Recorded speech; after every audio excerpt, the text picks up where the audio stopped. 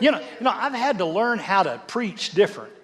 It's interesting, COVID has done a couple things for me. I used to say, slap your neighbor. Anybody remember that? I'd say, slap your neighbor. And in fact, if you know them, go ahead and slap them. Now I got to say, put it in the chat. Put it in the chat. I've had to learn that there's different angles that take place. They keep talking to me about that camera and that camera and that camera. And I'm used to teaching to faces, and now I realize there's as many out there as there are in here. And I've had to understand there's different ways of looking at things. Yeah, come on. There's different points of view than just yours. That other people see things from a different perspective than the one you see it.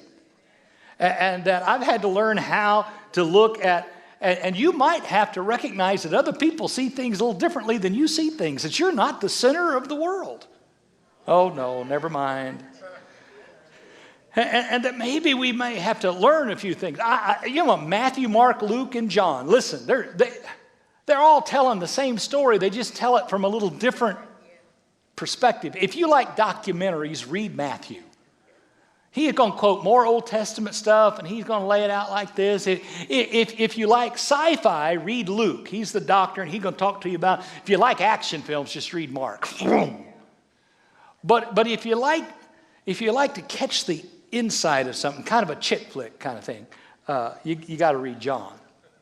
Because John is always kind of touchy and feely, and he's always about encountering Jesus. God so loved the world that he gave his only begotten son. He's always doing stuff like that. Well, I'm going to read to you this morning from John's Gospel, the 8th chapter, and then I'm going to jump over and read John 1, verse 14. John, the 8th chapter. But Jesus went to the Mount of Olives. Now early in the morning he came again into the temple, and all the people came to him, and he sat down and he taught them. Say with me, he taught them. It was a teaching thing.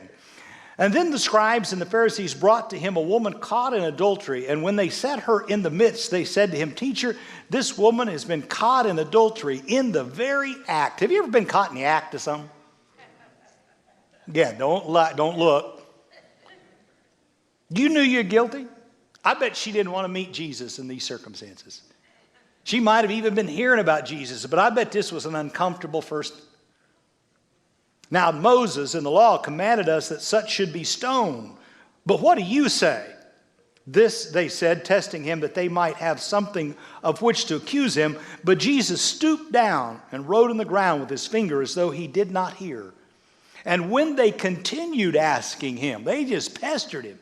He raised himself up and said to them, He who is without sin among you, let him cast a stone at her first.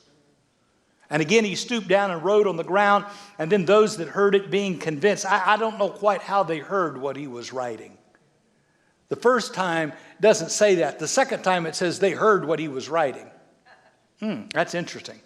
And then those that heard it being convicted by their conscience went out one by one, beginning with the oldest even to the last. And Jesus was left alone, and the woman stood in the midst. And when Jesus had raised himself up and saw no one but the woman, he said to her, Woman, where are your accusers? Has no one condemned you? And she said, No one, Lord. And Jesus said to her, Neither do I. Go and sin no more. And then one verse over in John's 1st chapter. And the Word became flesh and dwelt among us. And we beheld his glory, the glory as of the only begotten of the Father. Say with me, full. Say full. Of grace and truth. Full of grace and truth. I love what John does. He just sums everything up. He said God used his word to make all this and used his word to make all that. But then the word became flesh. He became one of us. He came into our lives. He didn't just speak. He didn't just uphold it. He joined himself to us. He united himself to us. How blessed and good it is that brothers dwell together in unity. For there I have commanded my blessing. Father, make them one with us. Jesus has always sought to unite himself to us, to be one for us. He didn't stand off over there in heaven and give us some advice. He didn't send us information. No. He comes into our world. That's the greatness of Christmas, is that he came down right into where we were at. All the way through the Bible, it says that Jesus was moved with compassion. You ever had compassion for someone? The word compassion in the earlier languages means guts. It means that when your guts get almost sick. You're moved by something it says he was moved with compassion and he healed them. I'm going to play on that word for a minute and talk to you about having empathy. Have you ever had empathy for someone? I mean, seriously, you could almost feel the pain they were experiencing. The word empathy means to be sensitive or aware of, to vicariously experience what it is they've experienced, to be moved with compassion, to be empathetic, to want to reach out and help someone because you can sense and feel the pain that they're experiencing. That you're driven to action. You can't just sit by and watch it take place. You have to engage. And the word became, he saw our suffering. He saw we were lost. He saw we were in trouble. And he engaged in humanity. He didn't stand beside humanity. He got into humanity. I ran away from home, did a stupid thing when I was about 16. I didn't run just across. I didn't go to Yoder. I went halfway across the country. And I'll never forget, my dad came for me. And he came and he picked me up, put me in the car and drove me back and was nice all the way back. I think that was more painful than if he had beat me. He was nice. But he had empathy on me. He had empathy because he understood the nuances of that context that you don't know. He knew the context of that behavior. He understood my actions even though he disagreed with them. He would not have condoned what I did, but he knew the bigger story. He didn't just evaluate my behavior because he had empathy for some of the pain that was going on in that moment. So many times we just look at the behaviors of people and we don't have empathy enough to understand the bigger narrative that's taking place. But to have empathy is not just to get stuck on their behavior, but to try to understand what it is that predicates that behavior. Have empathy. Be moved with compassion in such a way that I've got to engage with it. Years ago when I came here to pastor, Anita's father-in-law was my mentor, first mentor, Brother Crane, Lloyd Crane. He loved eating frozen peas. He's a strange man. He loved me. And I can scared to death. We were getting ready to move up here, and I said, Brother Crane, you've taught me lots of things. Tell me how to minister to people. Tell me how to minister to people. You've taught me lots of things. He said, just be there. I said, excuse me? I was a kid. I didn't know anything, and probably still don't. And something would happen in the church. I was here 3 weeks, and one of the ladies in the church got killed by a car accident. Bam! Highway 50 and Yoder Road out here, bam, left 4 children. An old couple in my church, they were in their 70s, had to raise his 4 grandchildren. It was horrible. We'd been here 3 weeks. I remember calling Brother Crane and said, what do I do? He goes, you just go sit with them. I said, what? I said, what do I say? He said, nothing. Just don't say anything. You'll mess it up. He said, they know you're young. They know you're stupid. I'll never forget it. That's just how he talked, wasn't it? You're young, you're stupid, keep your mouth shut. Can I tell you that, have you ever been in a situation that you didn't need anybody to say anything?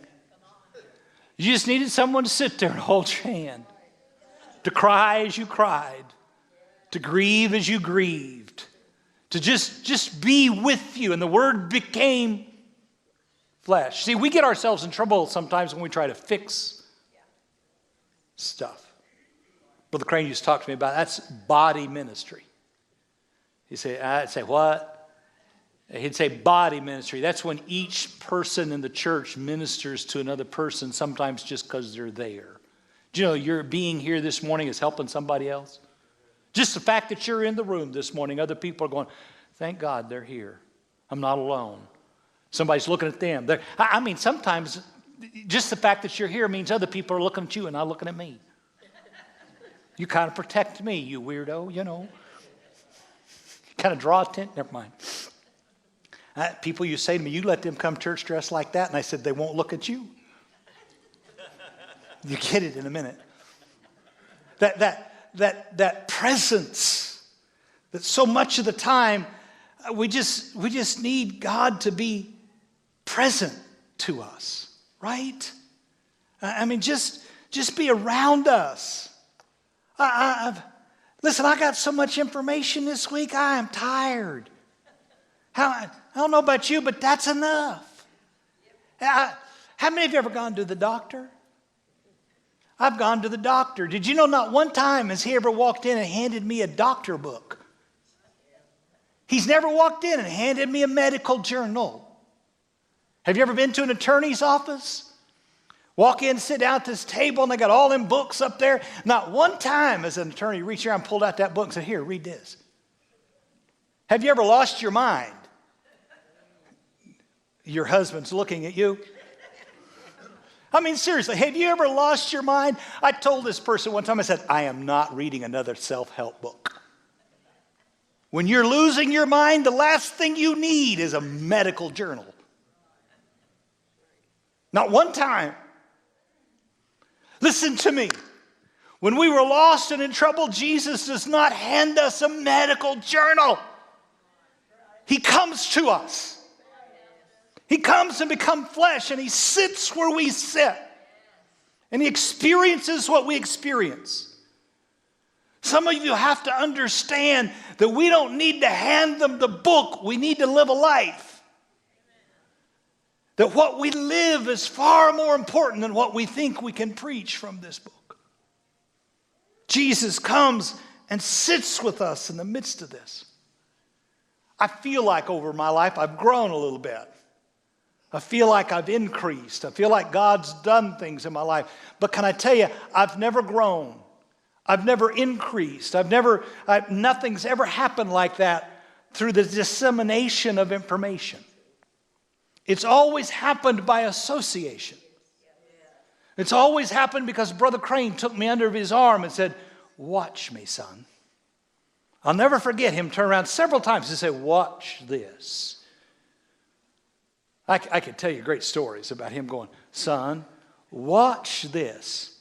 And then all the way home from Timbuktu, Oklahoma, or somewhere in Kansas or Missouri, he'd explain what happened. Watch this. You do understand, Moses laid his hands on Joshua. And God took the spirit that was on Moses and put it on Joshua, that Joshua followed Moses around for decades. That you don't increase because of information you read on Google. You increase because you associate with and you're mentored by and you walk with. It's called associations. I increase. Elijah threw a mantle on Elisha, and Elisha followed the old prophet for 30 years. You increase by the people you hang out with. The Bible says if you walk with wise people, you'll be... How many of you raised any kid at all, ever, and you turn around to them and said, don't hang out with that? You increase by association. Anybody know who Ruth was? Ruth, that Moabite woman who was married to Naomi's son. The boy dies, but Ruth follows Naomi home, and Naomi ends up marrying Boaz. Listen, Ruth was blessed because she knew Naomi. You have to understand that Timothy was something because he hung with Paul. That God increases who you are because of the relationships that he places you in. That you need to be cautious about the friendships. Who you walk with, who you listen to. Real change takes place. Blessed is the man that walks not in the counsel of the wicked. I could preach all day today about not walking in the counsel of the stupid, or standing in the way of sinners, or sitting in the seat of mockers. But that he who meditates in the Word of God will prosper in everything that he does. To recognize today that the entire gospel is about how God comes and becomes one with us and associates with and walks with us and dwells with us. Doesn't give us another 10 commandments. I have news for you. The 10 commandments and the law were powerless, Romans chapter 8, verse 4, to change us. When we were lost, I didn't need any more instructions. When you were lost in your sin, you didn't need me to hand you a tract.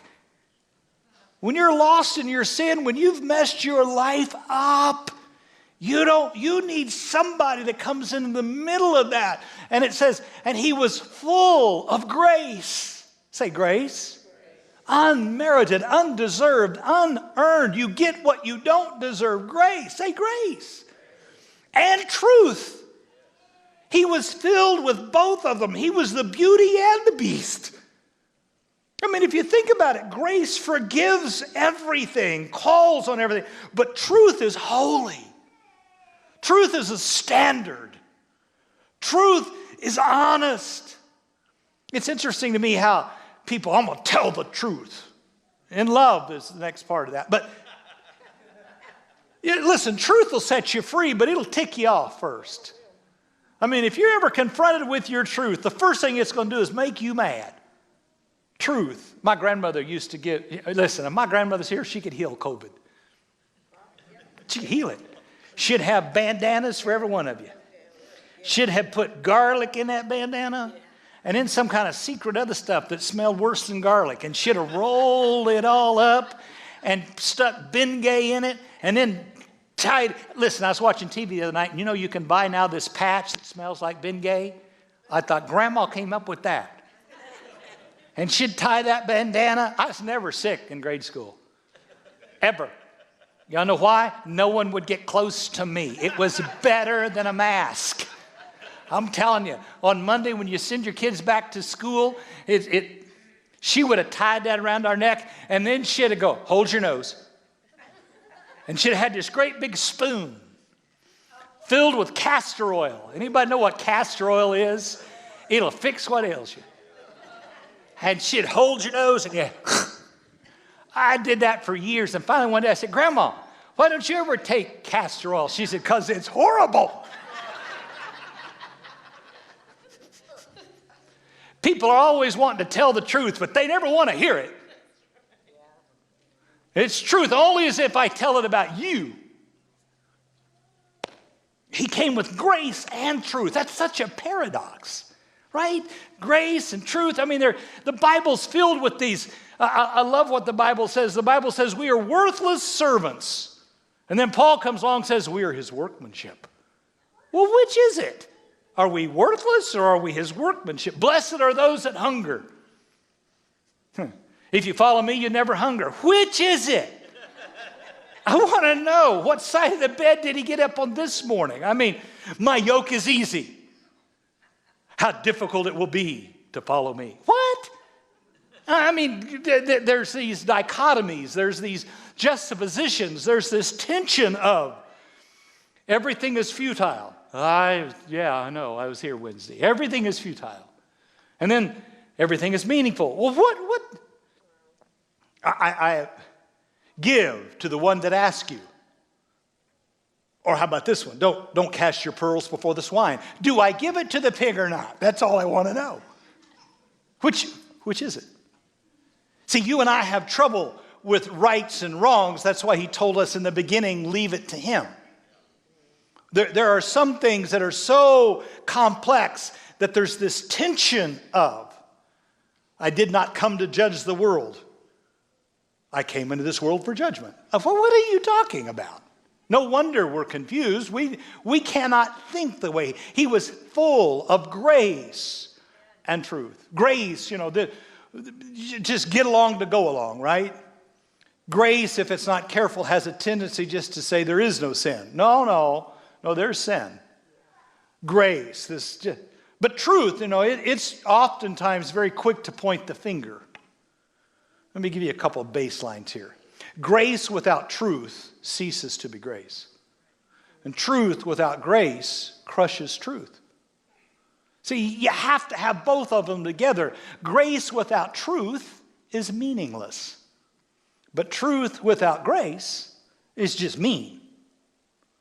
Jesus comes and personifies humanity and divinity, grace and truth, this tension of the two. And he goes on to say in 1 John 1 that we have received, all of us, grace for grace. He comes to us I don't know whether this metaphor works for ladies or not, but it'll work for you guys. There's more, but in your house, you do understand that it takes at least 2 wires to make that light come on. 2. It takes a positive and it takes 2. Listen, it takes both grace and truth to experience the power of God. You'll never experience the power of God if you're not willing to face the truth about yourself or the truth about our culture. You'll never experience grace without acknowledging the truth. The truth is, we didn't look good this week, Kent. The truth is, this isn't good. This hasn't been a good year. Humanity has not looked good. You have to face that truth. You have to feel it. And you have to own it. And we need grace, right? To live in the tension of that reality. To live in the tension that Jesus comes in the midst of that. That he was teaching in the temple and the place was packed. And the scribes and the Pharisees brought a woman caught in adultery. The very act of adultery. They clarified it. We didn't just hear it. We caught her. Time out. I always wonder where Henry is. You don't wonder? I mean, there's no mention of Zachariah or Henry or Billy Bob or where's the other dude? Last time I checked, it took 2 to be caught in the act. Oh, well, for you women, you need to understand that this inequality thing's been going on a very, very long time. It didn't just start 50 years ago. It started a long time ago. Men have always thought they were better than women. We got to face this, that they bring this woman in and they throw. I mean, if someone did that this morning, it'd shock us, right? Oh, my God, the tension of that reality. But I love Jesus. He's not a reactor. He's never shocked by our sin. He's never shocked by our behavior. I don't know why we're so shocked about this week. He's never shocked about how low humanity goes. There's a reason. Listen. They don't call them first reactors. A reactor is something that blows up nuclear stuff. They're called first responders. In fact, if you ever get rolled into the emergency room and the nurse checking you in goes, "Oh my God," leave. If she's reacting to your situation in that, or if the doctor ever goes, "I don't know," run. They throw her in the middle of this. And Jesus just stays calm. Can I tell you something? Jesus isn't shook this morning. He isn't shook. It's interesting to me how they interrupt the Word of God to ask him a question.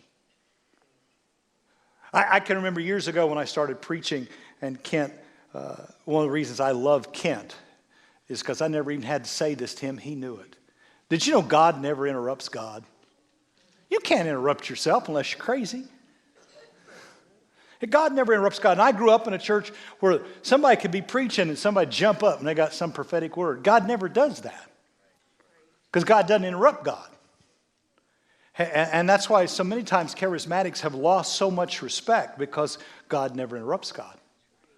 And they threw this woman down and they interrupted the word that was preaching and said, "Moses told us to kill her. What do you say? What are you going to do about this?" It's interesting how we have Bibles and tapes and podcasts and all these translations, but we don't know Jesus. They knew the letter of the word, but the Bible says the letter kills. The Spirit gives life. See, they threw her down. Can I tell you that religion has been throwing humanity in the dirt for a very long time? That religious people, keepers of the law, people that only see the law, will be throwing others in the dirt. But it's all right. We were made from the dirt. It's all right. My dirt has his fingerprints all over it. My life has his fingerprints all over it. It's okay. That religion will always take you back to the dirt and try to make you feel guilty about being dirty. When the truth of the matter is there's not much other way to live. Those religious people act like sixth graders. Can I tell you, this week looked like a bunch of sixth graders. He said, she said, they did. Bunch of babies. If you think I'm going to stand here and not tell you the truth, that's embarrassing. What do you say? What do you say? What do you say? Big mistake. Big mistake to challenge God. I love the way he just leans back.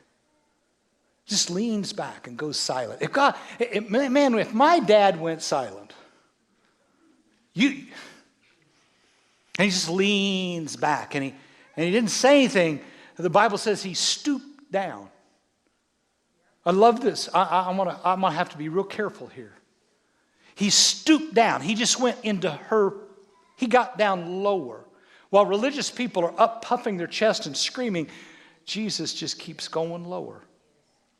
He just keeps going. I've had people text me all week, what do you think? I ain't saying. But I'll tell you what the word says. Jesus went silent. If you listen and read the Bible instead of your favorite ideas, you'll understand he was oppressed and he was afflicted. And he opened not his mouth. He was led as a lamb into the slaughter and as a sheep before its shears. And yet he opened not his mouth. And he went silent and he just went into her dust. See, before Christ spoke, he got silent and he stooped. It's not that he can't speak. Listen, he can wake up out of the back of a boat and silence the storm with 3 words. He can teach so much, the room be so full, they got to rip the roof off to get somebody in. Listen, Jesus can say a few words and Lazarus will be jumping out of there. He can teach so well 5,000 men will forget their lunch. Jesus can preach.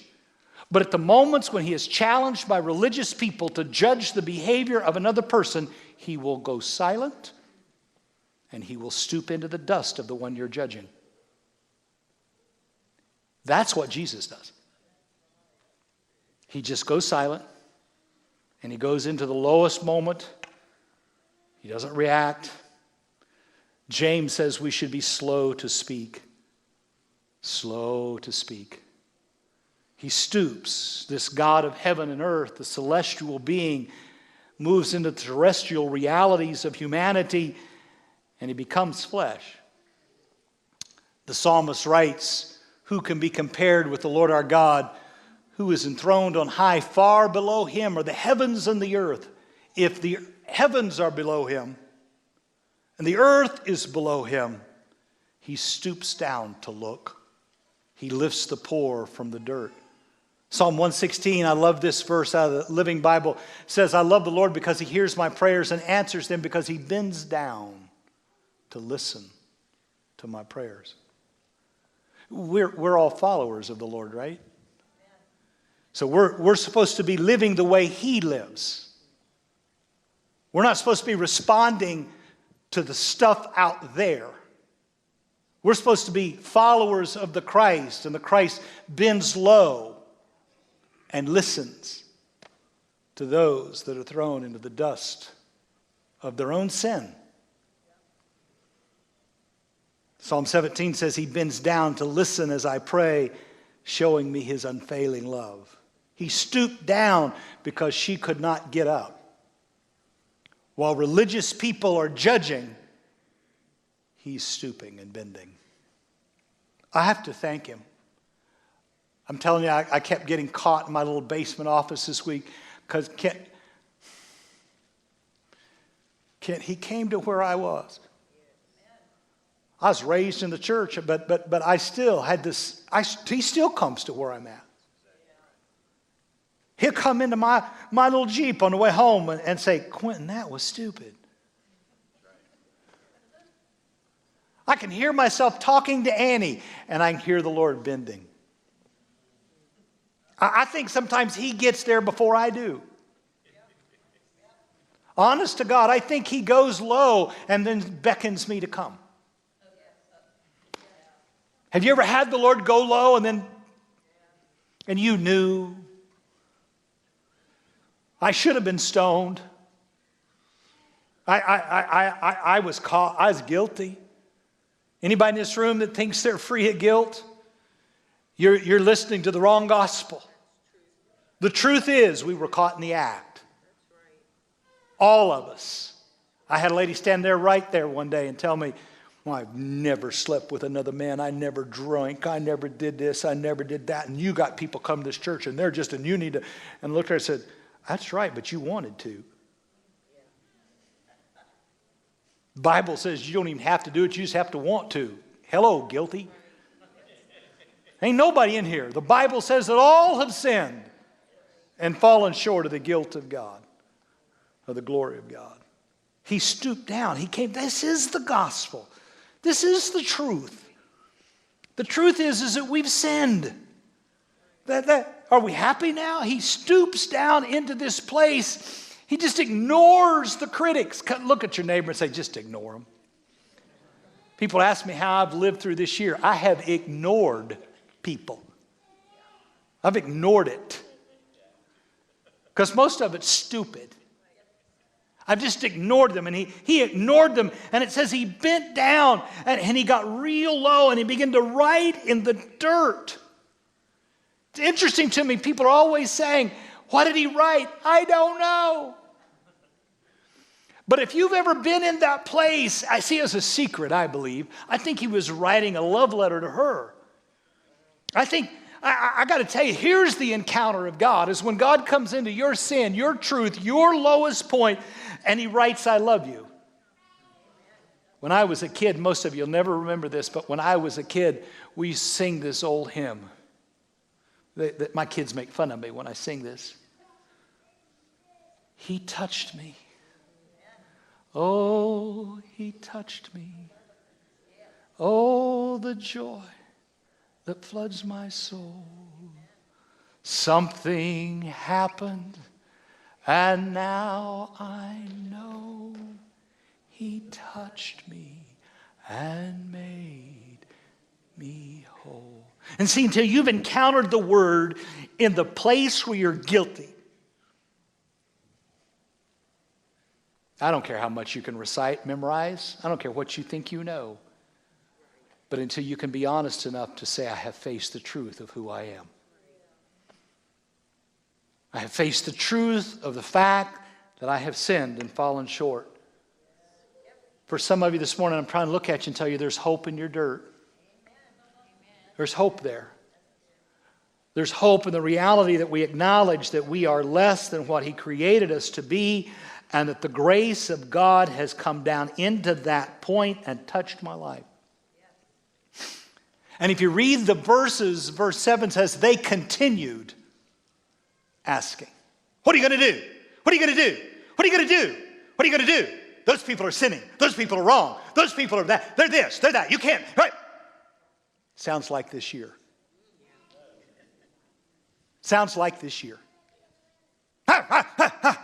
And Jesus is just doodling in the dirt with the woman that's guilty. Bible says, and when they continued asking him, he raised himself up to them and he said to them, he who is without sin, let him throw the first stone. He doesn't deny their accusation because it's true.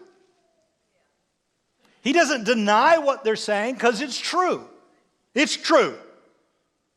She sinned. But here's the question, is there anyone here that hasn't? That's the question America has to ask tonight. Who among us is not guilty? Wow. Quit telling me about what they did, they do, they vote, they did. I don't care. The question is, we're all guilty. Can I tell you today on January 10th, we are all guilty. Some of us have stood by and allowed other people to spew stuff when we should have said, be quiet. Some of you have walked up to me and said things, and you can't figure out why I said less. It's because we can't. I'm guilty. I'm a human being that was caught in the trap of sin. And I can't. I don't have the ability. But there is one who is the Son of the living God, who has come in his glory full of grace and truth. This is so interesting. He who is without sin, let him. This is a moment where all of a sudden you're standing there holding a stone, ready to tell, well, I'm not like that. But the issue is not whether or not she's guilty. The issue is not whether or not that's right or wrong. The issue is whether or not you will look at yourself. Brothers, sisters, I love you. The issue this morning is, will I look at me? The issue this morning is, can I see myself and then see His grace? How do we solve the world's problem? By taking another look at ourselves and by once again receiving freshly His grace. He stooped down and wrote in the ground. See, when you're forced to take a look at yourself, you might look at other people differently. If you take a good long look at you, you might have a different perspective of me. If I take a good long look at me, I might have a different perspective of you. It's that truth. And then those that heard it, this is interesting. He's writing in the dirt for the second time. And those that heard it, what was he writing the second time? I could speculate.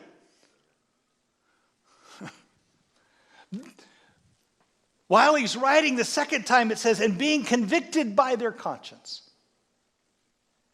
I have people all the time tell me, I'm not hearing God. I'm saying, listen to your conscience. I'm serious. And people all the time say, Pastor, I'm not hearing God. Listen to your conscience. He said all he's going to say. He's asked you a question. Listen to your conscience. Can I tell you, it's my conscience that people that don't have a conscience, I'm not even talking to you.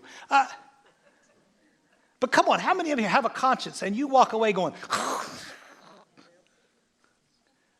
people having a conscience, and one by one, from the oldest to the youngest, and Jesus was left alone. Have you ever been alone with Jesus?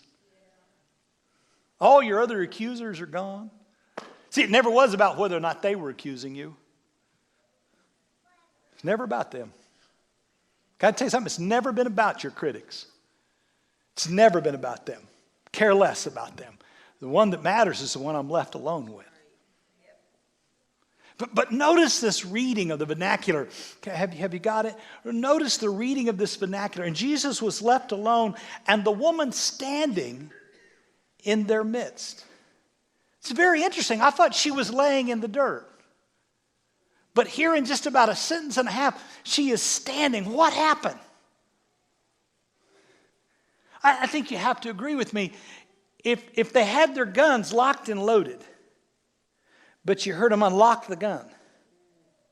If they're holding the rock ready to stone you, but what you begin to hear was thump, thump. You might have been weeping in the dirt a moment ago. But as the thumps continued, Anita, you'd eventually look up. See, it's easier to stand when the crowd goes away. See, the crowd always gathers to be against or for. You disperse the crowd by making the crowd look at their own sin. The crowd needs to disperse. Thump, thump. And as that thump happened, she stood, honey. He's still in the dirt. He's still in the dirt. He stays longer in the tomb than you. He will taste death for us. He stays in the dust even after we've stood. Where are we at today? Can we find ourselves? You see, we rate sin. We rate her sin. We rate sin. Well, they had an abortion. You're fat.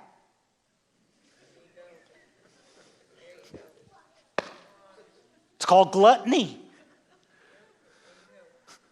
I got you, right? I got you. It's called gluttony. If they had an abortion, you're a liar. You're never going to get to heaven and there'll be a door here for the really bad sins. For the not so bad sins. There's no such thing as a white lie. It's a lie. Just a lie. It's called twisted, wicked. If you humble yourself and pray and turn from your wicked, go look it up. Anybody got wicker furniture? Wicker. It's twisted. Turn from your twisted. Listen, you've been listening to twisted stuff. It's a lie.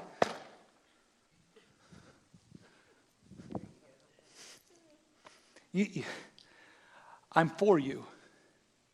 I want you to be whole. I want you to be well. I want you to be healthy. I want you to become everything God's called you to be. We have to face the truth. We've all sinned and fallen short of the glory of God. And it's the grace of God that meets us in that dust that not only reveals our sin, but the sin of those who would be judging. It's in that moment that now what we're weeping over has already been dismissed. He said, woman, where are your accusers? Well, they're gone. He goes, well, neither do I. It's dismissed. It's over. It's finished. God told me to tell you this morning that there are a lot of rocks, a lot of stones. People have been throwing them for a long time. But if you'll encounter Jesus, the stones lose their power. And if you've been holding a stone, I'm going to suggest to you drop it and fall on the stone. I'm going to suggest to you this morning that if you've been evaluating other people and their behavior, you need to drop that rock. You need to fall on the rock. Listen, America can recover from anything if she's willing to have both grace and truth. And that truth has to be discovered in me, and you have to discover it in you. And then you have to receive the grace, and I have to receive the grace. I have to give you grace, and you have to give me grace. And I am not looking at rose-colored glasses. That doesn't mean anything will be fixed. That just means we'll change the way we see ourselves and the way we see other people. And that's the gospel. And I have to tell you, we let go of the power of the gospel, and we've tried to find power in other things. No, the power is in the gospel. It's grace and truth. Together, we live in the middle of that. The power of God will change our lives, change our children, change everything in our lives. For what the law could not do in that it was weak through the flesh, God did by the sending of his own Son in the likeness of the sinful flesh. He sent you. You. Jesus came and has done what he did, and he sent you and me. You and I have to have the ability to step into the dust of other people and give grace, Kent. Doesn't mean I deny the sin. It just means that in the midst of this, I'm telling you, why would I want to be a politician? That's a demotion. Why would I want to think that policies contain power? Policies never contain power. The letter will kill. The Spirit will give life. Some of you have been duped into believing that the American way is the best. No, it's just a way. And I'm glad to be here. I love the fact that I'm an American. But even Americans sin. And when we do, we have to face the truth. And we have to ask God for mercy, for grace. And generally it begins with me. God, forgive me for maybe we're nothing. Maybe I'm nothing. Maybe standing here in the heart of America is nothing. But I'm preaching to you from my heart this morning. We've all been found in the dust. We've all been found wanting this week. Isaiah said, I am a man of unclean lips, and I live in the midst of a people of unclean lips. Woe is me. Forgive me. Rather than me pointing fingers at other people, maybe I ought to just stand here and say, God, forgive us. Forgive us. Create in me a clean heart, O God. Create in America, from the heart of America, a heart of humility, a heart of honesty. I refuse to come in here and just motivate you. I refuse. I hope you're motivated sometimes. But more than anything, I want you to know and encounter the God that comes into your dust, faces your truth, and gives you his grace.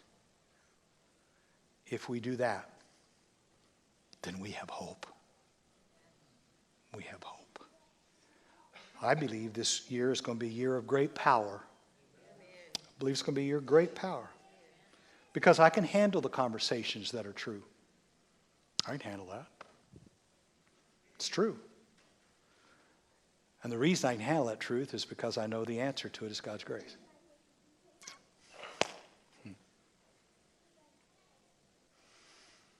Right there where you're at, if there's something in your conscience, can I just suggest to you it's very simple. If it's in your conscience, just bow your head with me.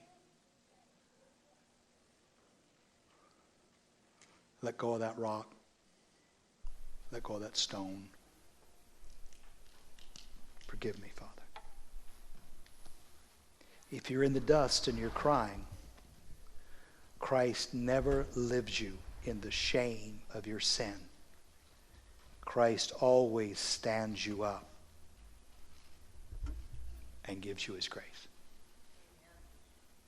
Either way, you're free. Whether you were the crowd or whether you were the woman, his grace is sufficient.